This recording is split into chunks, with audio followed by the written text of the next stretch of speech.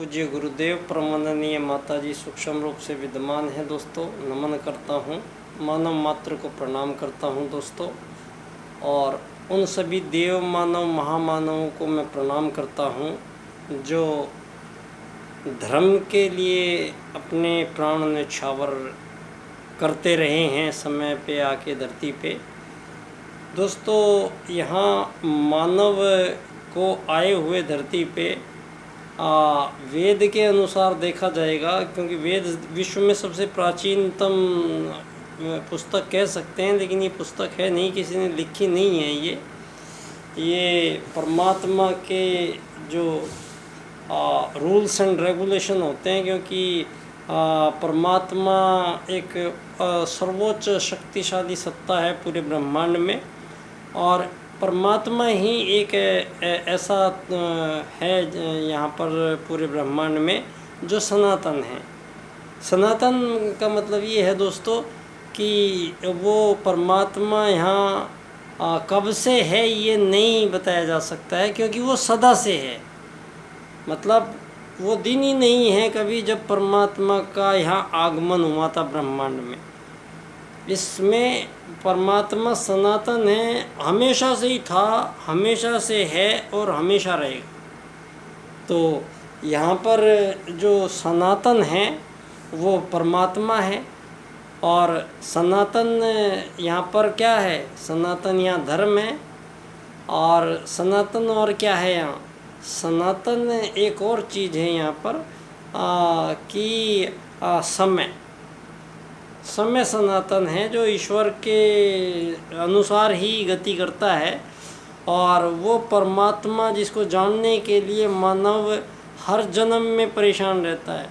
आज मैं कहता हूँ धरती पे 7 अरब लोग हो रहे हैं, तो 7 अरब लोगों को धरती पे रोज़ाना कई माध्यमों से उसको ये प्रकट करना पड़ता है। वो ऐसे कार्य करता है या ऐसी कोई बातें करता है या कोई अलग से विधि विधान करता है, लेकिन धरती पे सभी मानव, चाहे वो अपने आप को आस्तिक कहते हैं चाहे नास्तिक कहते हैं, लेकिन वो इस चीज़ को आदमी कहीं न कहीं जीवन भर मानता रहता है कि मैं जो इतना सा दिख रहा हूँ यहाँ पे, जो अभी मानव में दिख रहा हूँ इस शरीर में, और मेरे सामने इतने सारे शरीर थे वो जो जिंदा थे और सब बातें करते थे, हंसते खेलते थे, साथ साथ में खाते थे, तो वो सारे मानव अब मुझे दिखाई दे रहे हैं कि वो तो चले गए, तो वो तो अपना समय पूरा करके चले गए।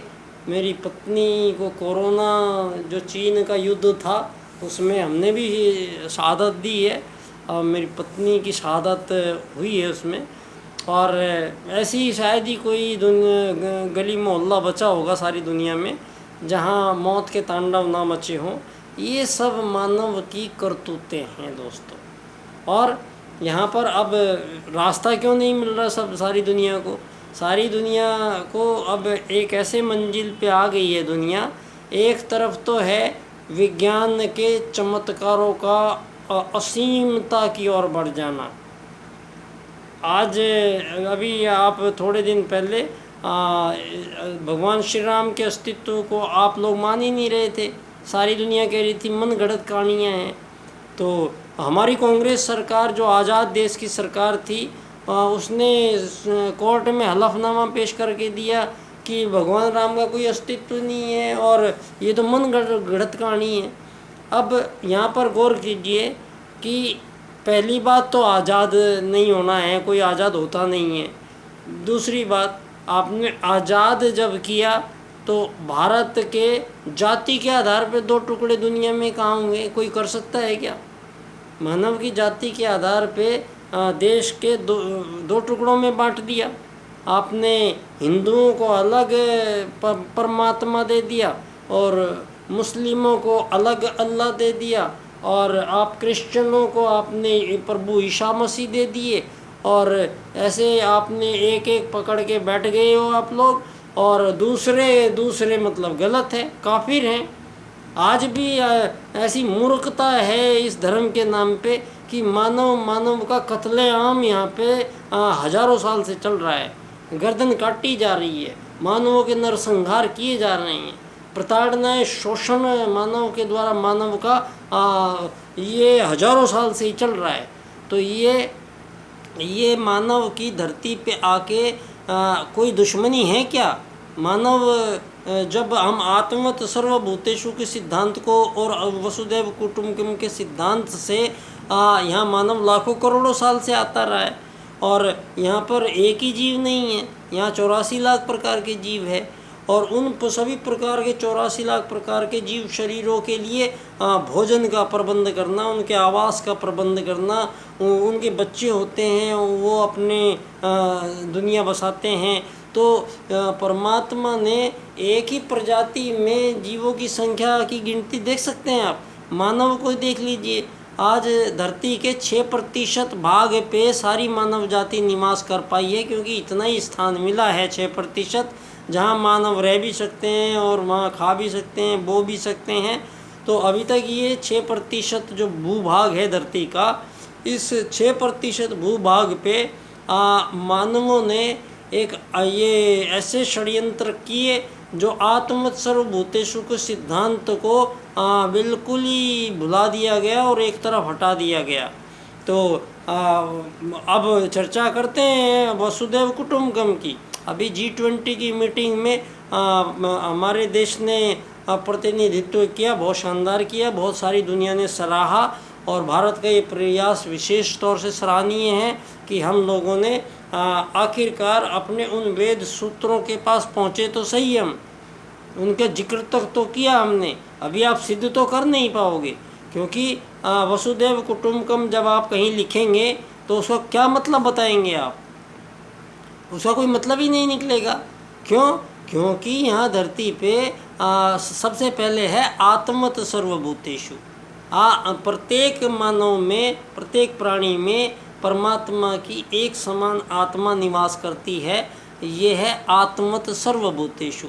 तो इसका मतलब ये हुआ कि वो आदमी चाहे अफ्रीका में रहता है, अमेरिका में रहता है, चीन में रहता है, जापान में रहता है, भारत में रहता है, अरब में रहता है, कनाडा में रहता है, ऑस्ट्रेलिया में रहता है, कहीं भी रहता है मानव रहने से हो सकता है पर्यावरण का प्रभाव हो, कहीं रंग चमड़ी का सफ़ेद हो जाता हो, जहाँ थोड़ी गर्मी के स्थान है वहाँ चमड़ी का रंग काला हो जाता है।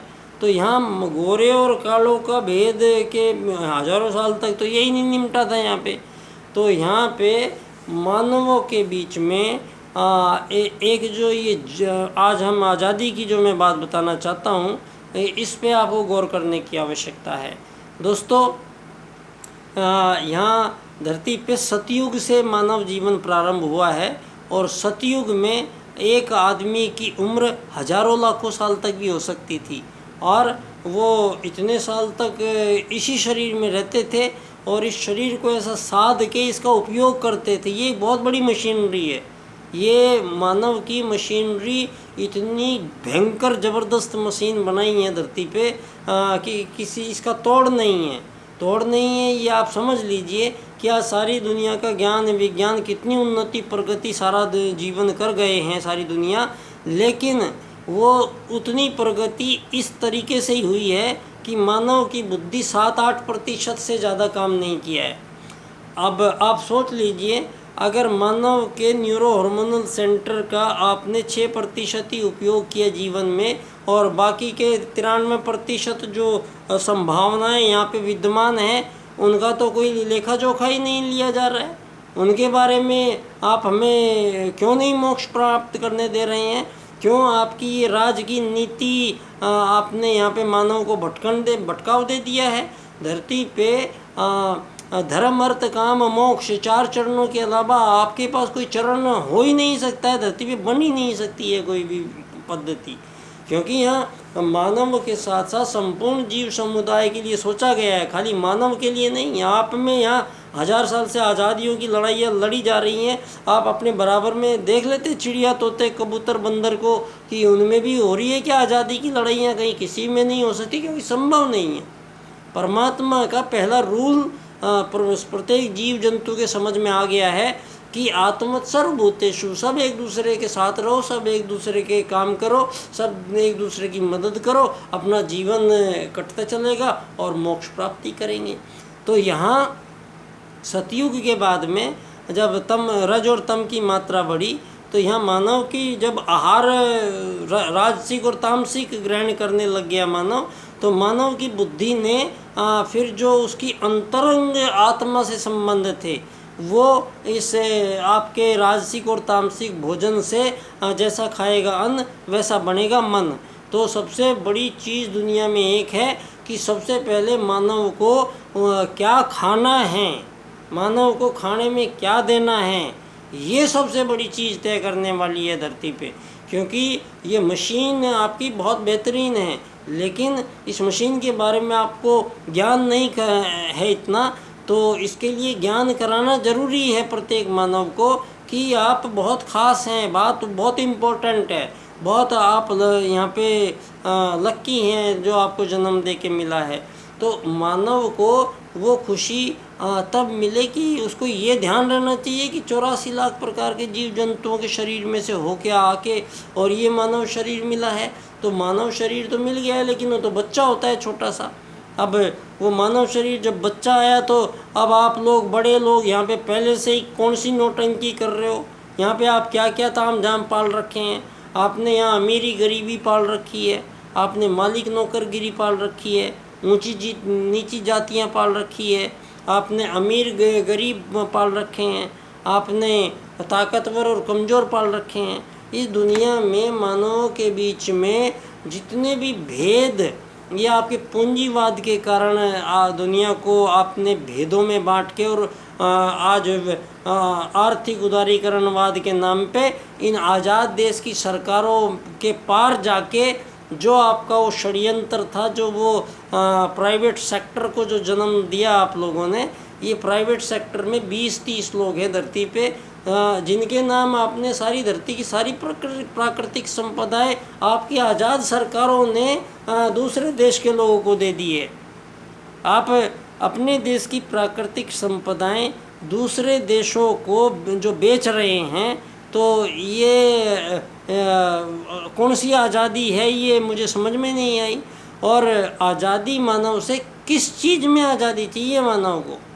मानव सामाजिक प्राणी है, पारिवारिक प्राणी है, आध्यात्मिक प्राणी है, तो उसके कुछ जिम्मेदारियां हैं। मानव यहाँ पे आज़ादी इसको थोड़ी ही बोलेंगे कि मैं सारे कपड़े उतार के नंगा सड़क पे घूमूंगा मैं यहाँ पे, और ये सारी दुनिया यहाँ पे कपड़े पहन के घूमेगी तो मैं आज़ाद हूँ, मेरी मर्जी, ऐसा थोड़ी चलेगा। यहाँ पर समाज के विरुद्ध, बाहुल्य के विरुद्ध, यहाँ क्योंकि जीवन बहुत सारे हैं, आप अकेले का जीवन मानव अधिकार के नाम पे आपको नंगा घूमने की आज़ादी दे दें, आपको व्यभिचार की आज़ादी दे दें, आपको सारे नशे करने की आज़ादी दे दें, ये दुनिया में आज़ादियों की क्या परिभाषा है?